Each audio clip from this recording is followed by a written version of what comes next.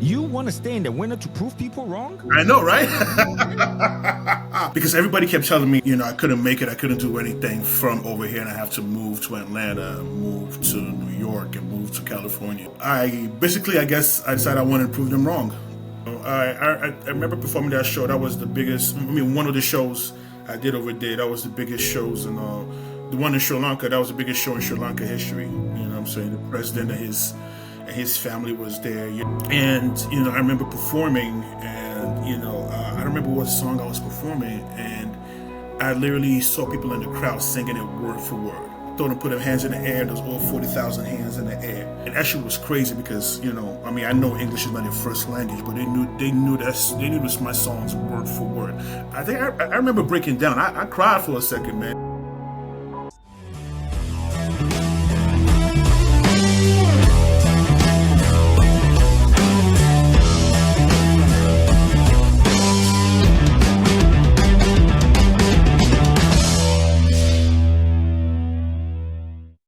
Welcome to the Superhuman Mindset podcast. I am your host, Felix Asari, and I am here with North Dakota's finest rapper, entrepreneur, musician, uncle. I mean, he's done tours with Tayo Cruz, The Game, T-Pain, Sean Kingston, Chingy, Murs, Ill Bill, Nipsey Hussle. He's done tours with Tech Nine, MGK. I mean, Big Reeno is in the building with us. And without Oh, my man. Welcome to the Superhuman Mindset podcast. How did I do with the intro, though? You left out a few names, but no, you did good. You did good. I appreciate you for having me on the cast on the pod today, man. Wow. So, dude, you've done shows with all of these folks. What are you doing in North Dakota? I ask myself this every year. No, I'm just joking. I mean, I did college in North Dakota, and I decided to stay, and because everybody kept telling me I couldn't, I couldn't make it. I couldn't do anything from over here, and I have to move to Atlanta, move to New York, and move to California and stuff like that. So I guess, I decided I wanted to prove them wrong. Wow. That is a long. I mean, you want to stay in the winter to prove people wrong? I know, right? That's how crazy I am, and that's when I put my mind to something, I got to make it happen. Wow. So when we talk about North Dakota, I think you hit this right on the head. Everyone is doing it big in Atlanta. Everyone is doing it big in New York. Everyone is doing it big in LA. Mm-hmm. But you are not just representing North Dakota. You are actually contributing to North Dakota. Yeah. Dude. I mean, you have a juicy shop. Yep. Or should I call it a juicy bar? What do I call it? It's a smoothie and juice bar. It's a juice bar. I have a few juice bars. Yeah. So not just one, a few. So you're contributing to North Dakota in terms of health. Yep. Helping people live healthy. Yep. And then the flip side of that, you bring them out so they can go party. You have a bar as well, or a club as well. Right. This just blows my mind, man. Ain't North Dakota? Yeah, man. I mean, if you're not bringing value to, where you are, then, it's not just about you. It's not about, life. I guess my whole thing is whatever you do, it's not just about you. What is the bigger picture? What else are you trying to achieve? Who else are you trying to help? It's more, a lot of people have selfish agendas. For me, it's, I have to make my impact felt in some way in somebody's life or in people's lives. So yeah, I'm in North Dakota. It's blessed me immensely. It helped launch my career. So I guess this is my way of contributing back to to the neighborhood. I guess. Wow. But you're originally from Nigeria. Yeah. So tell me, walk me through coming from Nigeria and then finding yourself in North Dakota. Come on. Yeah, that's a culture shock. That's a culture shock. I remember landing and my brother picking me up and taking me to college, and my college was a little outside of town, a little outside of the city, Well, you went to the same college too, so you know what I'm talking about. So it was a little outside of town, and Yo, hold on, guys. Just to put things in perspective here, this college, serious. I mean, it was great. We did it gave us the education we needed for that period. yeah, But Walmart was literally 45 miles away or 60 miles yeah, away. yeah, yeah, yeah, You had to go to yeah. Jamestown, or you had to go to Fargo to go to Walmart. What? Yeah, man. We were in a college, in a city called Valley City, which was it's not a city at all. It's not a city in any way, but It's in the valley. but It's a city in the it valley. was it wasn't a valley, but it wasn't a city. It should be called Valley Town, but a small town, and it's about 45 minutes, 50 minutes from the big city, in North Dakota. So I mean, we did a lot of weekends in the big city, but otherwise the rest of the week we were in this little town, and to get there, you're driving 45 minutes of just farm and farm and farm and farm and more farm and farm again. It's like corn, cow, like like what I'm saying. So I just remember making that drive to campus for my first time, and it was. I'm like, oh shit, literally. But I have a story for that one. When I got picked up from the airport, we were driving, so they have this the ones who picked us up driving, mm, and then I'm in the back with two other guys that they'd picked, and then we drive past this lady. Yo, the lady was reading a newspaper okay. as she's going 75. Here I am coming from Ghana, where 75 is like over 120 kilometers, right? Mhm. And I'm going, did I just see that? Oh boy. Hey man, welcome to the Midwest. So how does a kid from Nigeria, you come to the US, you don't end up in the New Yorks of the world. You end up in Valley City, North Dakota. Mm, Get to do all of the things that we talk about. Do a show with Tech Nine, do a show with Sean Kingston. I went on tour with you with yeah, Nelly. you did. I went on tour with you with T Yeah, Pain. you Like, did. how does a kid from Valley City, from Nigeria, go into Valley City and then be in these rooms? That just blows my mind every day. How do you do that? A lot of determination, a lot of hustle, a lot of grind, a lot of sleepless nights, a lot of high blood pressure. I got high blood pressure. Not like seriously, I did. Because I mean, in my dorm room. I mean, you remember this? I had a studio in my dorm room. So I would record till late in the night. You were busy playing Call of Duty, so You just because you can't play. You never got a move. You never got a move. We know that for a fact. It's all good. Hey, Let's just move Felix, on. no snitching, no snitching. All you got was what was it? The 7-Eleven kill. Here he it, is. That's it was amazing. any of my Call of Duty fans out here. They will attest to this. This guy only got 7 kills in the room. It was glorious. We remember that day like it was yesterday, and I like to thank God, my family. I sucked at it. I sucked at it.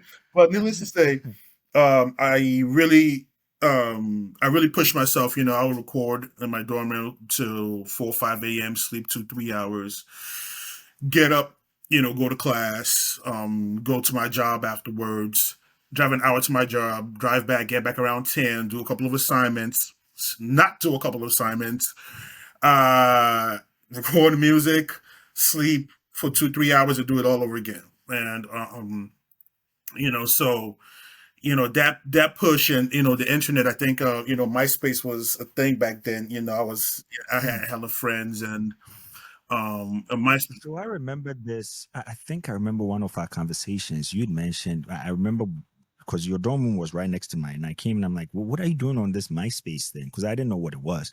You're like, yeah, I'm sending messages, and you're like, there are times I'll send 300 messages a yeah. night. So when you say determination, what gets into a kid's mind at that age, right, to send 300 messages for what? uh to make it. I mean, I don't know. I've always just kind of been driven in that way. Like, I mean, you see your parents go through a lot, and you see all the sacrifices they have to make to get you where you need to go. The least you could do is try to build on the foundation they're giving you. And so it's always my thing, like, just all you got to do is put me in position.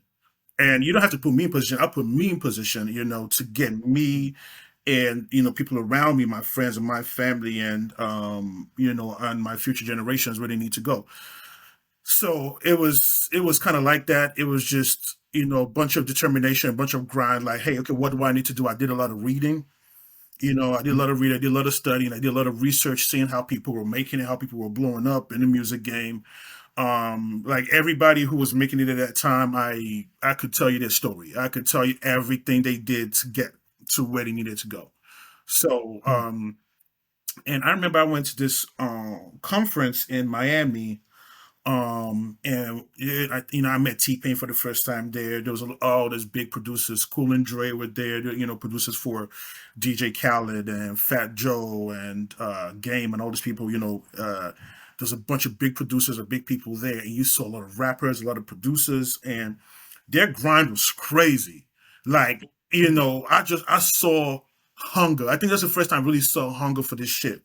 So I'm like, mm, I remember telling my producer at the time, I'm like, bruh, we got to step our game up, man. Because if this is what we're up against, mm, this is crazy. Like, you know what I mean? And so we got to work twice as hard because we're not in a big city. So if they mm. putting in this much grind, we need to triple their grind. And I told myself I was going to do that, and that's what I did. So one of your achievements, one of your largest achievements is being able to go to Asia Mm. and then present, sing and do your own show in front of 20,000 people. Over 20,000 When you people. over 20,000 people, Mm. when you look at that and you look at that guy in that dorm room, Mhm. what do you tell him? Sending 300 messages. Oh man, like it wasn't in vain. I remember performing that show. That was the biggest. I mean, one of the shows I did over there. That was the biggest shows, and the one in Sri Lanka. That was the biggest show in Sri Lanka history. You know what I'm saying? The president Mhm. and his family was there. I met some good friends over there at that show. Shout out to you, Raj. One of the biggest artists in Asia over there.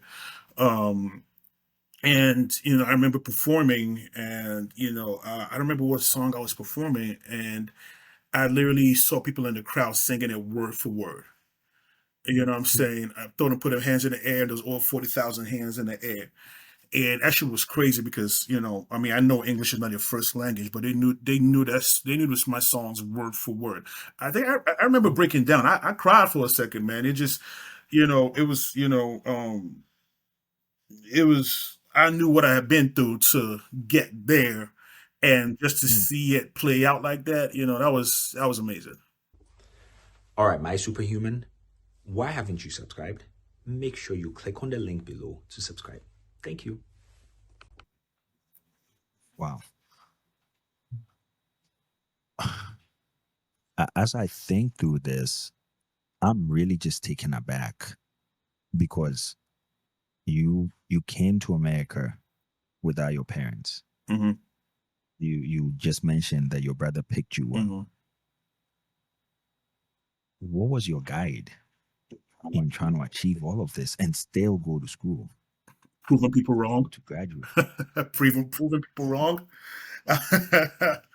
Who are these people? What did they Bro, who see? are they? I don't know. When DJ Khaled tells us who they are, that's when I'm gonna tell you. I don't know they, whoever they is. I mean, whether it was the pretty girl in class who, in high school, who told me I was never going to make it, I needed to just study, or if it was my teacher telling me to just go to college, or if it was my dad who at that time, he's my biggest fan now, but at that time, who didn't believe in me.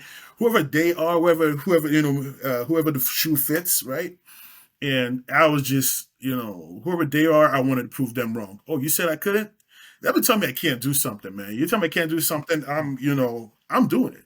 I mean, like, I had at that point I had a chip on my shoulder, and I had to.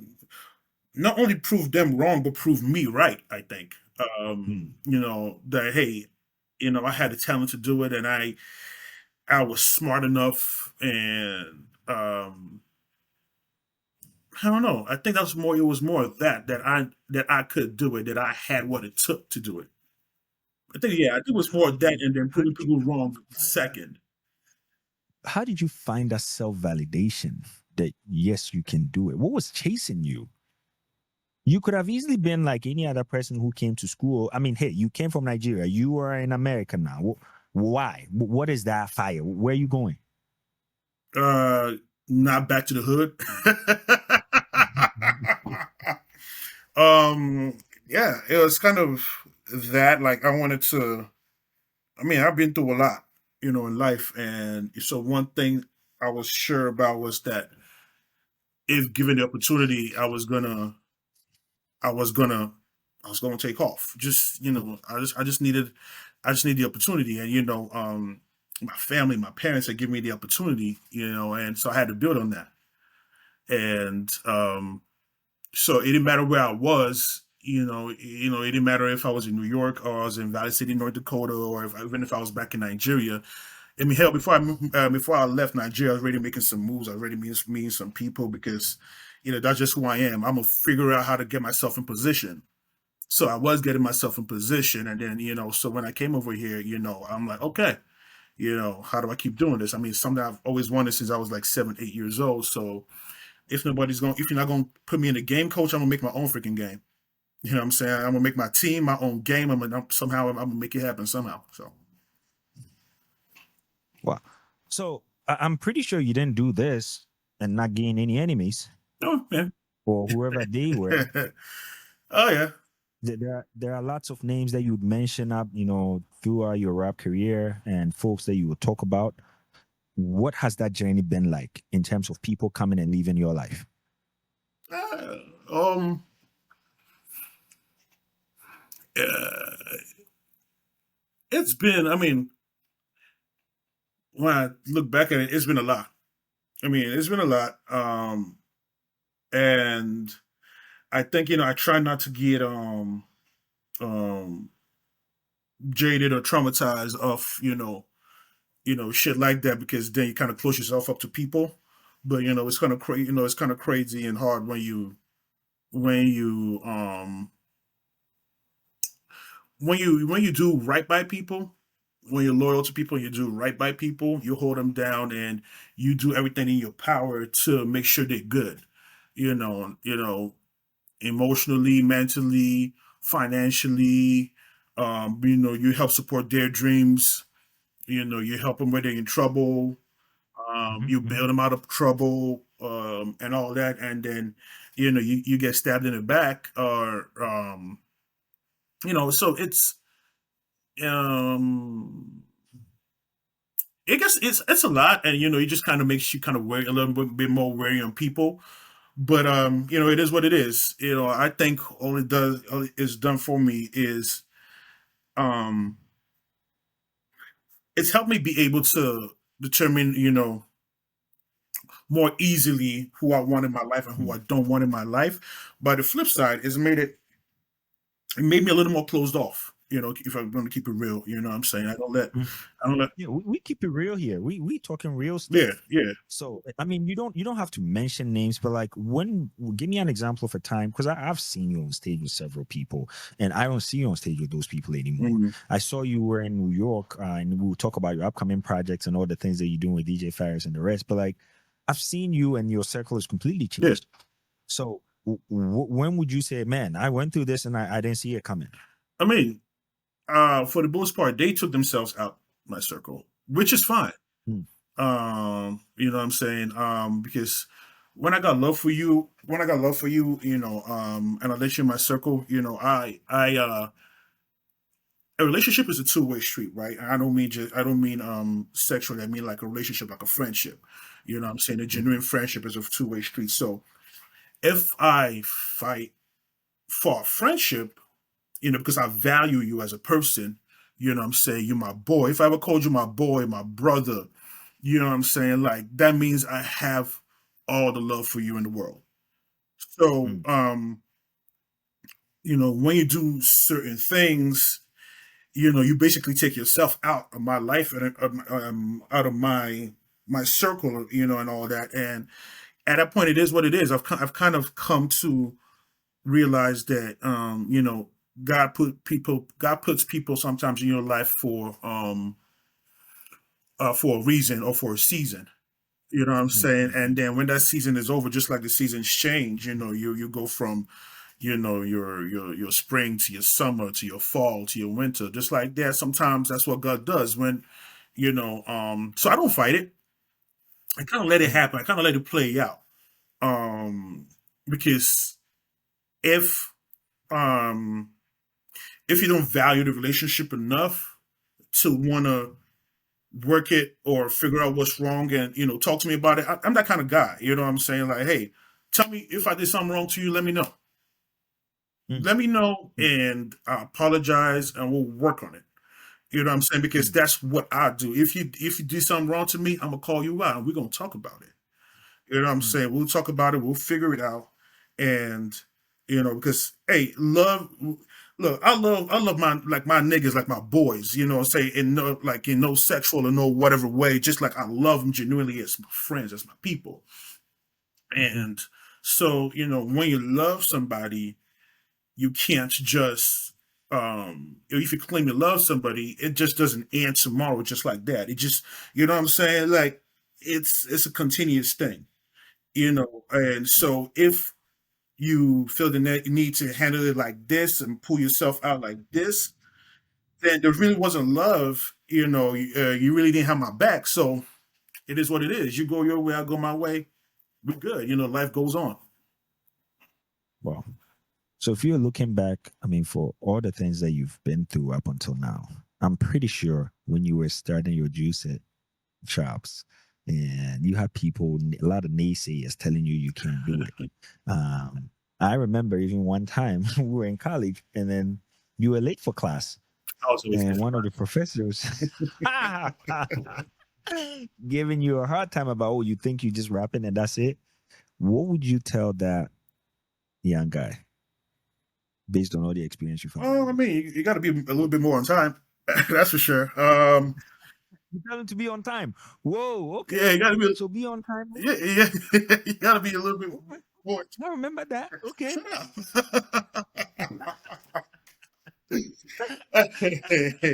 Nah, I mean that's for sure. But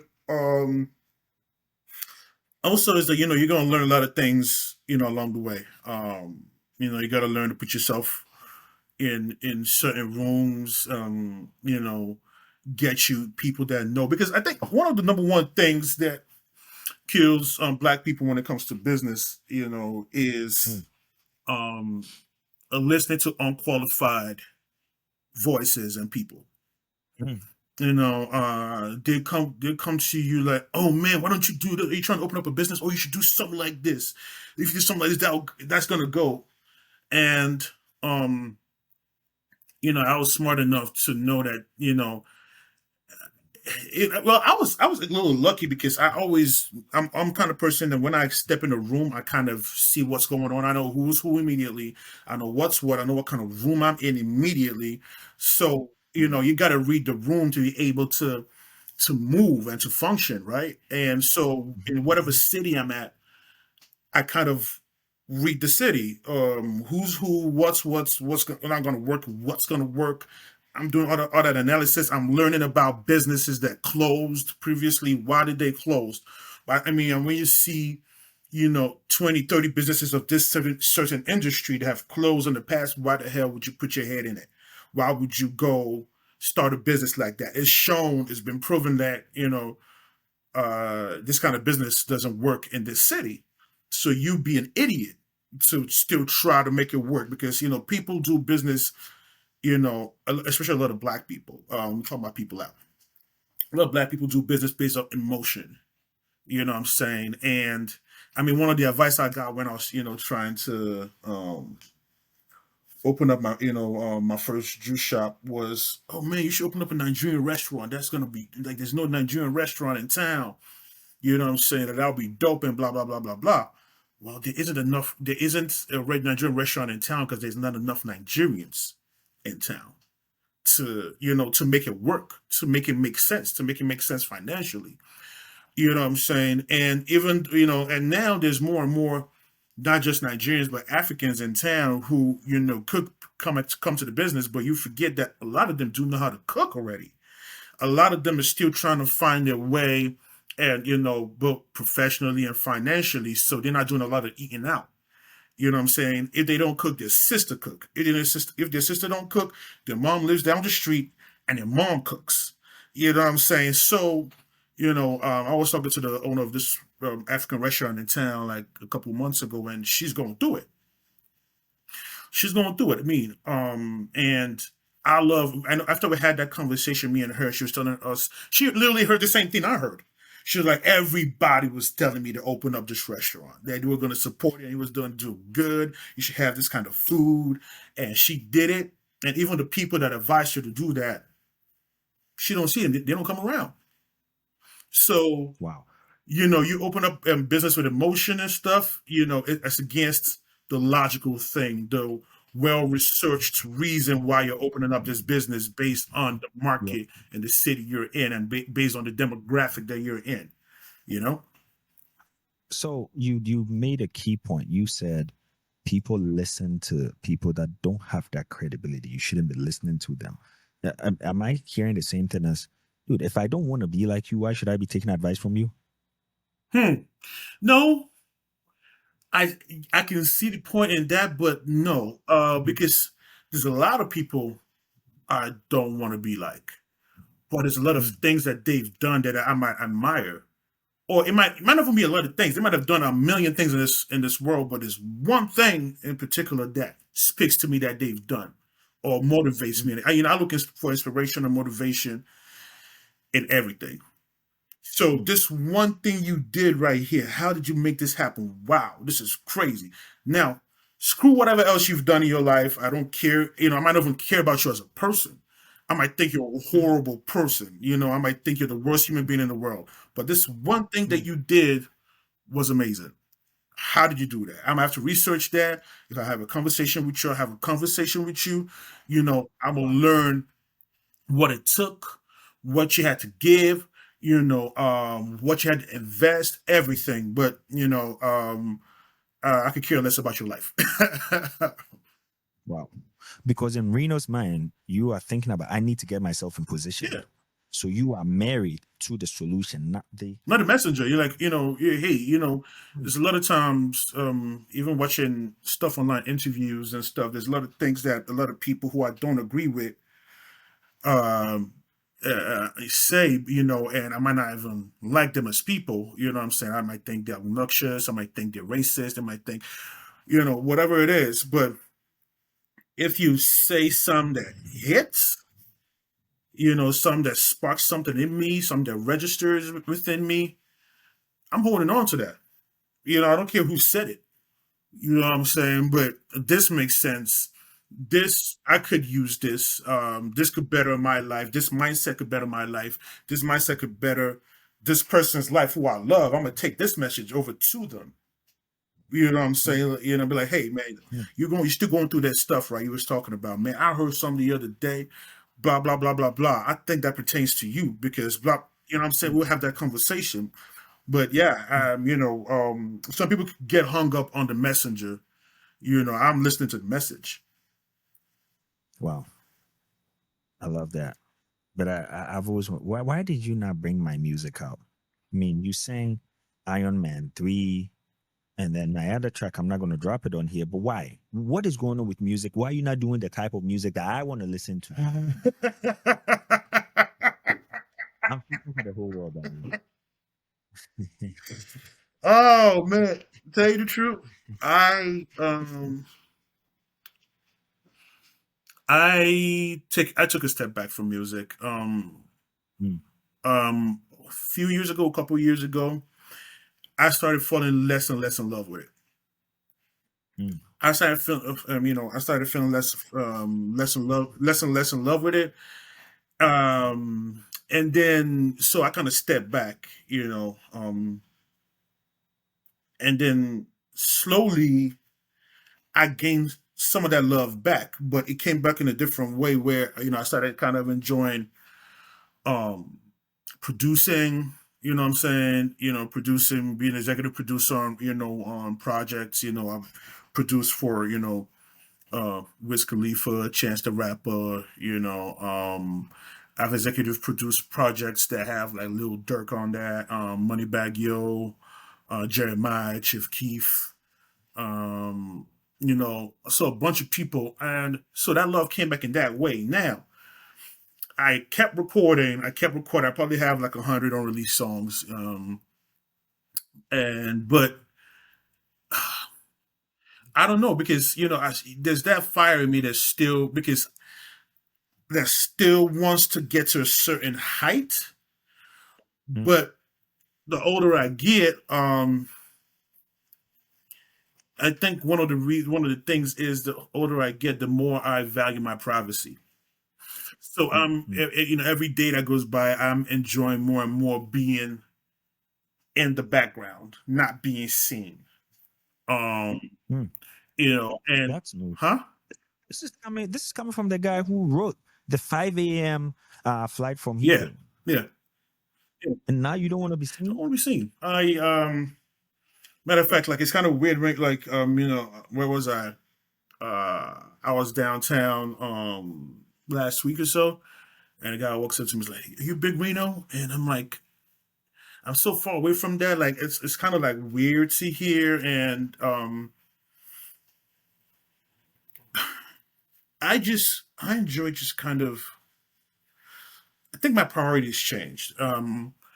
My priorities Mm, changed. I love business, and I love business, and I love the music business, the actual business that goes behind the music.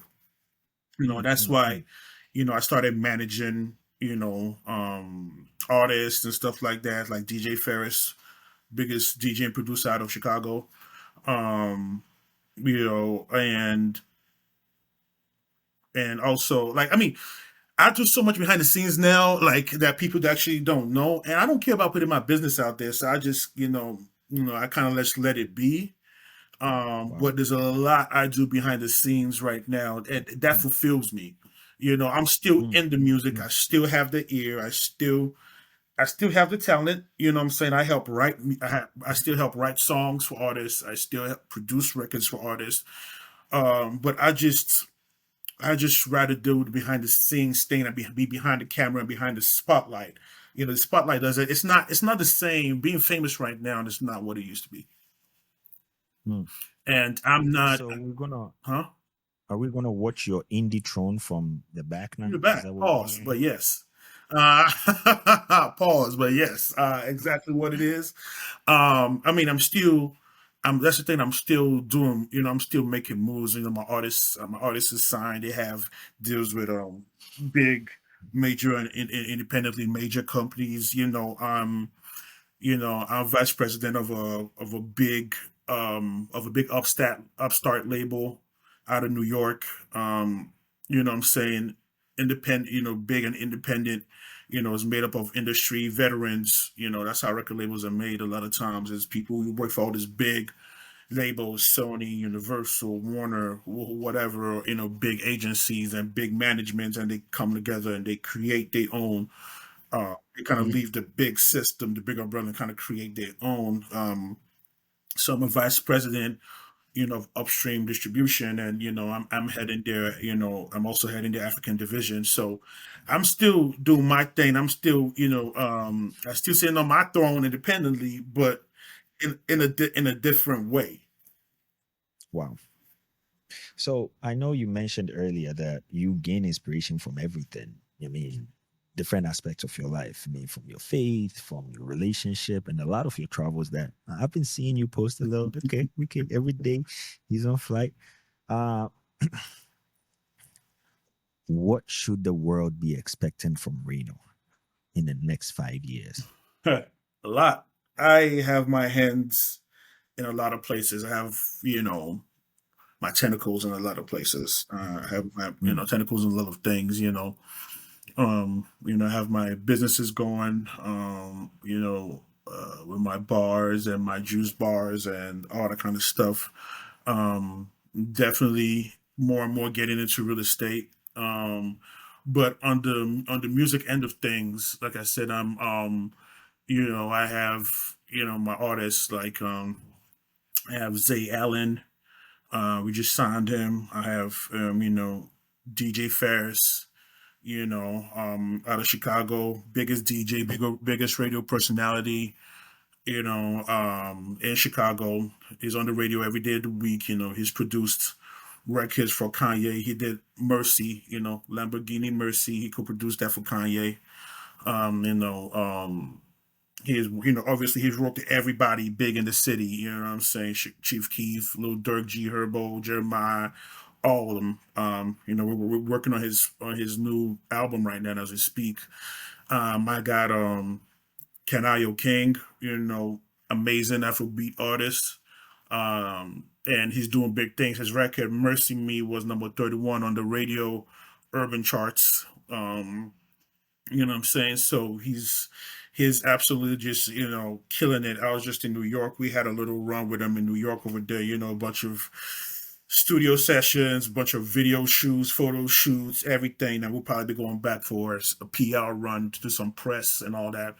He's actually about to drop a record with DJ Nori, who's the biggest Afrobeat DJ in the country. Nori is on Power 105.1 in New York. He's the biggest Afrobeat DJ in New York.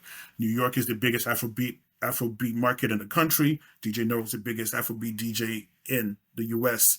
And he and Kanayo have an amazing track. We just recorded it. It just recorded this weekend. We shot the video and all that. It's probably out in a few weeks here, in a couple weeks, really. We're dropping that soon. So, watch out for that. Kanayo King and DJ Nori. And I'm just, I'm here, building my label, Hustle Proof, and building Upstream, which is the label that I'm vice president of and head of Africa division of. And, we have a mission, we have a plan, and my thing is to find, I think I already found him in Kanayo King, the next biggest Afrobeat artist. And I think Kanayo is going to be it. And I think we just build from Kanayo and, keep getting more and more, keep, just cultivating and developing the next, You think he's gonna be bigger than Burner? I think it's going to be as big as Burner. I think it's going to be as big as Burner, shout out to Burner. I know Burner, amazing artist. I think Kanayo King got it in him. Think he'll be bigger than Davido? He's going to be as big as DeVito. For sure. For sure. Look, those guys have reached Burner, Davido, Wizkid, all those guys, they've reached amazing heights. It's crazy. Like, can you even get any bigger? Can you can you go any further? I mean, somehow they keep proving me wrong. I mean, those are amazing Afrobeat artists and ambassadors of the culture, really. And I think in a couple of years, I think in the next year or two, I think Kanayo King will be mentioned in that realm of things when it comes to Afrobeat. Well, any last minute messages that you want your fans to know, where they can find you, anything you want to share with them, anything? If I was going to tell people anything is, well, my advice is keep growing. In every way. Like, if you're an artist, if you can write a song a day, try to write 2 songs. If your lyricism is right here, try to get right here. Um, if you made $1 million last year, try to make 2 next year. Just growth with whatever, like even spiritually, like, what I'm saying, if you know God like this, try to get to know him like this. If you pray this often, try to pray more often. I'm trying to take my own advice. Like, it's easy, to just get up every day and just get to it. There's always so much to be done. What I'm saying? There's always so much to be done. And, sometimes you forget that we're not doing shit by our own power, Mm. and you got to involve God in everything that you do. So even before I pick up my phone every morning, I made myself start feeling guilty because it's easy. I get millions of emails and texts and calls. So when I wake up, the first thing is, hopping on my phone, looking at emails and all that, looking at the stock market, all of that kind of stuff. And I'm to the point where I feel guilty. When I get up, I have to say a few lines to God, even if I don't get on my knees and say a prayer. I just close my eyes and be like, hey, God, thank you for another day. You know what I'm saying? Thank you for life. Thank you for good health. I just say a quick word to him, just basically acknowledging him and thanking him for life and for still being here before I pick up my phone and get around to business. So keep growing, know when it's time or learn when it's time to pivot because, my ego will want me like, I got bangers, bro. I recorded bangers. I have a lot of hit records. Um, but my ego is like, bruh, keep going. Like, I mean, it's so funny that I've basically been put in position now when I don't want it. Like I'm vice president of this, big upstart label out of New York, and now I'm not trying to be an artist anymore. And this is what I always wanted. I could have had the full powers and machine of the label behind me and my music, being that I'm vice president, but I don't want it. You know what I'm saying? So it's like I feel like God gave it to me when He knew I was ready for it, and when He knew um, I would appreciate it even more. Because if I was still in that mindset, I won't be doing my position any justice, and I won't be going as hard for my artist as I am now because I'll be trying to feed my own ego and get my own stuff out there. Now it's not about me, So you got to learn and know when to pivot, and it doesn't mean you failed or dreams and sometimes your path changes. It's not. Some things are not for everybody. I understood that. Look, I wasn't in that mind state anymore to be an artist. I don't want to be in front of cameras anymore. I don't want to be on stages anymore. I think when I really, really was able to tell myself that, I was with my homie Stevie Stone. He was with Sign of Strange Music. I got a song with him too called "The Rain." I put it out a few years ago. Got you go check that out. And he was on tour with Chris Webby, and they had a sold out show. And I pull up backstage to go see my boy, go kick it with him and stuff. It was good to see him. I ain't seen him in years. And it's time for him to go on stage, and I went on stage with him. And I'm just chilling back, and I'm like, when I'm up there, it's like I was dusting off the cobwebs. Like I was, you know, it felt a little awkward to be on stage again. I enjoyed it. He put on a great show. He killed it. But I was just like, man, I don't even want this anymore. Like, even the fans cheering and it was, doing all that, he was absolutely killing it. But I'm like, I had to be real to myself that day. I don't want this anymore. And so you got to learn to pivot and move on to what, sometimes just follow God's lead, really. Just follow God's lead into your purpose. That's my advice to people, man. Wow. I know it was a little long-winded, but I mean, we know you talking. Hey, man, I'll be talking. I'll be talking. Yes, sir. Well, my people, Big Reeno, right there. Follow him on all his social media platforms. Dude. Definitely. I've enjoyed this conversation, Big Reeno. It has been a pleasure to finally get you in here. It's been 3 years. Has it been? Yeah. Oh, shit. My bad. And we finally here. Well, all in God's time, right? I think this is the best time because really this time last year, I was in limbo.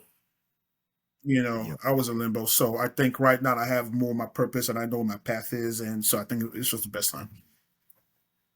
That's right. Well, it's an honor to have you on Superhuman Mindset. And with that, we will sign out. Peace. Yo. Ah.